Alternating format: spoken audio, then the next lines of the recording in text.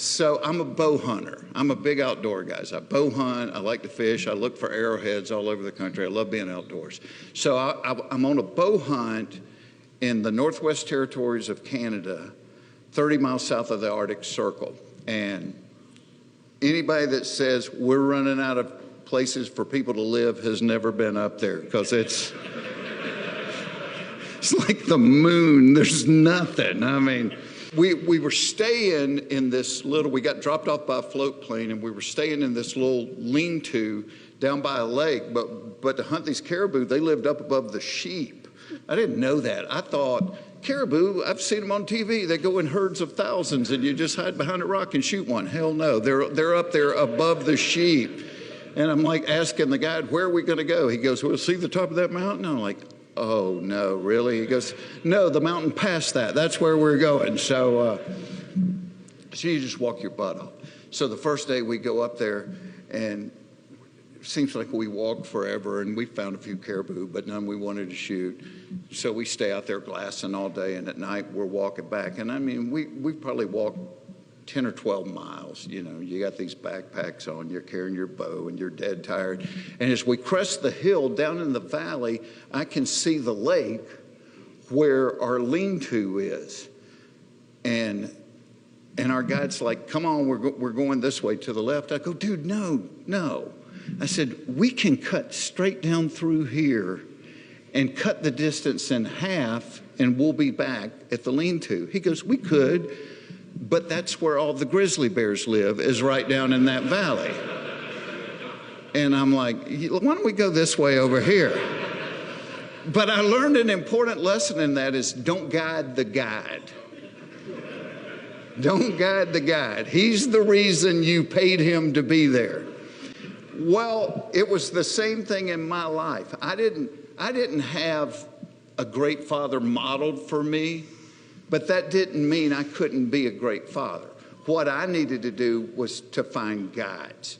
And so I would look at guys that I knew that were great dads, and I would just pick their brains.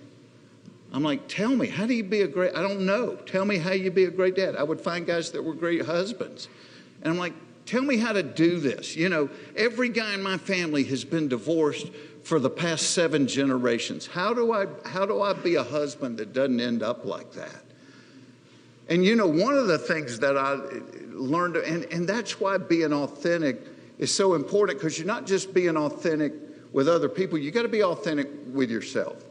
You got to be authentic and tell yourself, hey, this is where I know that I've got a blind spot, or I got a weak spot. Because mine was never alcohol. I mean, I don't have anything against it. It doesn't do it for me. I'm just not a big drinker. It's never been drugs. I'm not going to tell you that I haven't tried things way back in the past, but that never did it for me. But like my dad, I have always appreciated a good-looking woman. So like when we were doing the blue collar tour, and this is going on, I've done stand-up for almost 40 years. This has always been the way I do it. But I knew out of the things that get men in trouble, that's where I was vulnerable. The other two, I wasn't going to go out and do heroin. I wasn't going to go out and get blackout drunk. But I like a pretty girl. So when we would do blue collar at the end of the night, we'd get through with the show, and the other guys would always go out and hang out at a bar, and they would go, Fox, come on, then let's go have a beer. And I'm like, no, I'm just going to go back to my room and order room service and call home. And it wasn't that I thought having a beer was a bad thing. Not at all. Here's what I knew. I knew Jeff, not being a drinker, if he had 1 beer and we were having fun and laughing and cutting up, I'd probably have 2 beers. And if I had 2 and we're still laughing and drinking and cutting up, I might have 3 beers. Well, now, Jeff's getting happy, and all it takes is somebody in a low-cut dress that smells good sitting down next to me, and I'm going to start flirting with her, and I'm in a really precarious situation where I can do the same thing that my dad did.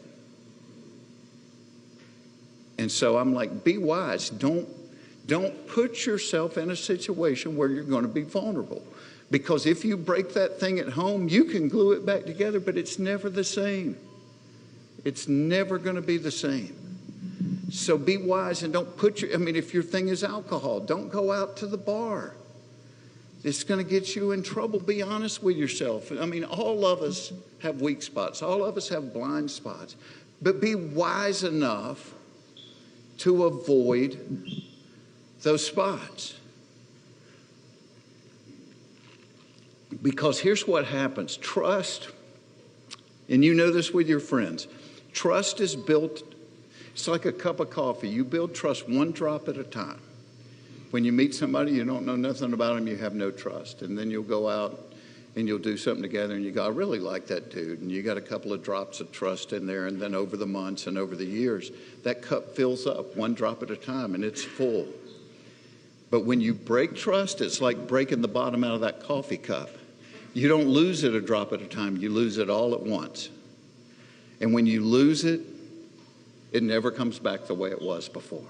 And so for me, yeah, I like a pretty girl, but I didn't want my kids to look at me that way. I didn't want my kids to look at me the way I would look at my dad when he was on marriage number 4 and we'd go out to eat somewhere and he'd start flirting with the waitress and I'm like, holy crap, here we go again. Because he may end up leaving me at the restaurant and leaving with her. He was good. He was really good. Dog does his business in somebody else's yard, you need to get a little plastic bag, pick it up, and dispose of it. And I know the dogs are confused. The dogs are like, wait a minute, you're taking it back home? Why did we have to walk 3 blocks? I could have pooped in the living room, saved us both some embarrassment. What a stupid rule. Why would they have us pick it up? It's fertilizer. It makes the grass grow. Lord, it's not like some child is going to step in it. A kid hadn't played in the yard since 1982.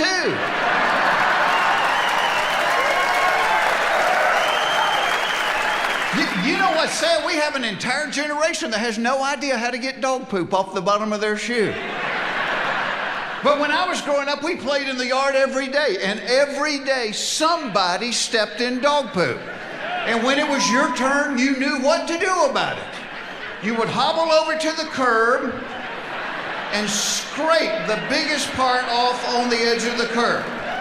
Then you would find a puddle and you would swirl the bottom of your shoe around in the puddle. Then limp over to the grass and do the brush stroke back and forth.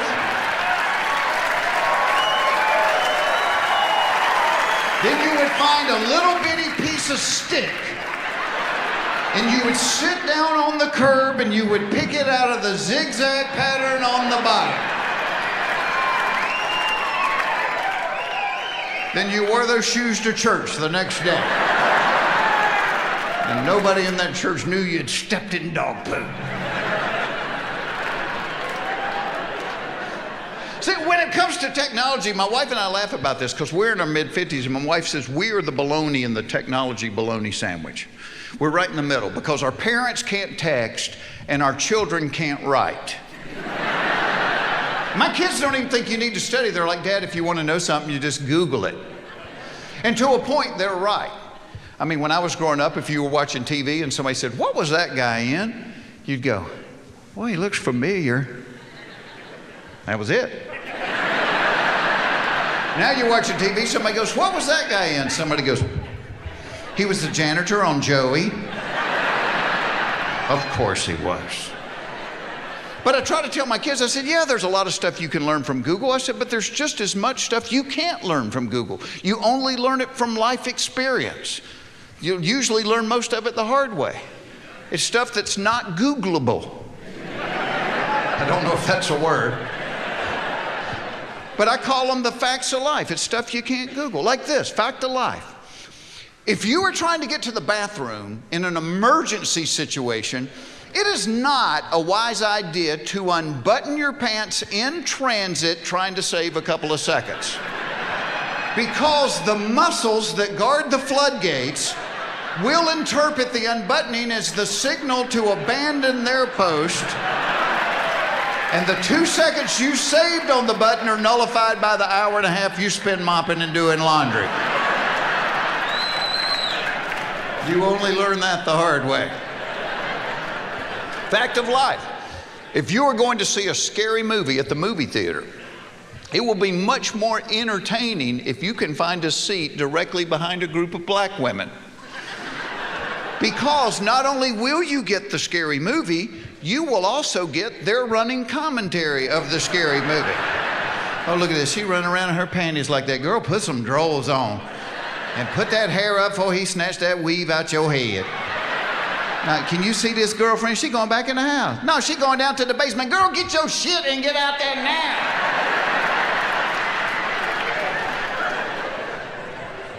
Fact of life, women always have more questions than men have answers to. Great example of this. 6, 7 months ago, I get a text one day. The text says, please pray for Tom. He was in a bad wreck. I walk into the kitchen where my wife is. I said, hey, I just got a text that said, please pray for Tom. He was in a bad wreck. She said, was he driving? I said, I don't know. I just got a text that said, please pray for Tom. He was in a bad wreck. Were Carol and the kids in the car with him? I don't know. I just got a text that said, please pray for Tom. He was in a bad wreck. Were the people in the other car hurt? I don't know. I just got a text that said, please pray for Tom. He was in a bad wreck. What hospital did they take him to? I don't know. I just got a text that said, please pray for Tom. He was in a bad wreck. She said, well, you don't know anything. What do you know? I know you need to pray for Tom. I just got a text that said he was in a bad wreck.